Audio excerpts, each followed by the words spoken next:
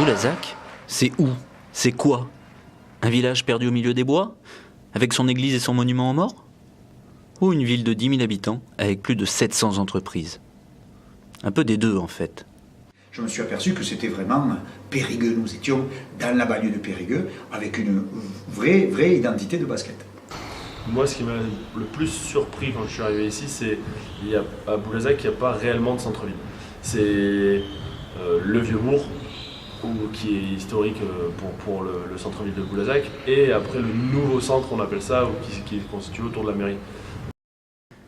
Mais c'est surtout avec la construction du Palio en 2008, une salle de spectacle de 6000 places, que Boulazac a changé de dimension. Un outil qui peut presque paraître disproportionné par rapport à la taille de la ville. Non, parce qu'elle n'est pas surdimensionnée, parce qu'elle est remplie quasiment à chaque match. Elle est très bien utilisée hors sportif, parce qu'il y a de plus en plus de concerts qui sont organisés dans cette salle. Le public est certainement l'atout numéro 1 de Boulazac.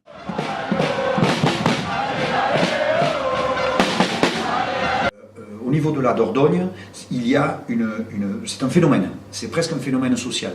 À quoi je le vois?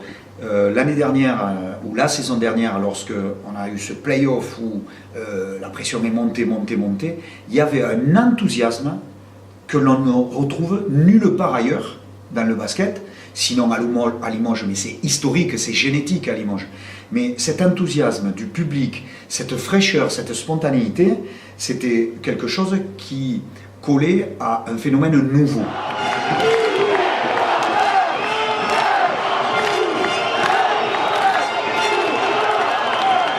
Et la mayonnaise prend, il y a de plus en plus d'engouement, les Périgordins se sont mis à aimer le basket sur une terre de rugby. Au point qu'aujourd'hui, Boulazac ambitionne de devenir une place forte du basket français.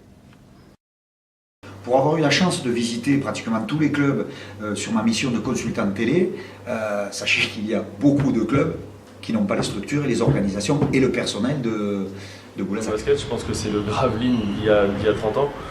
Sauf que maintenant, Gravelines est une place forte du basket français. Certes, rien n'est encore parfait pour pouvoir tutoyer les plus grands, mais ce club-là est prêt à pouvoir développer des ambitions de monter dans la hiérarchie haute du basket français, parce qu'il y a tout ce qu'il faut, parce qu'on a capitalisé de l'expérience du côté de Boulazac, et le petit souhaite devenir bien sûr grand, il va rester petit encore quelques années, mais compte tenu du phénomène dont je viens de parler, de la logistique présente, le Palio, qui est unique par rapport à des bourgades comme ça, et quand je parle de bourgade, je parle de l'agglo aussi, il y a les moyens de sortir de l'image du Guingamp.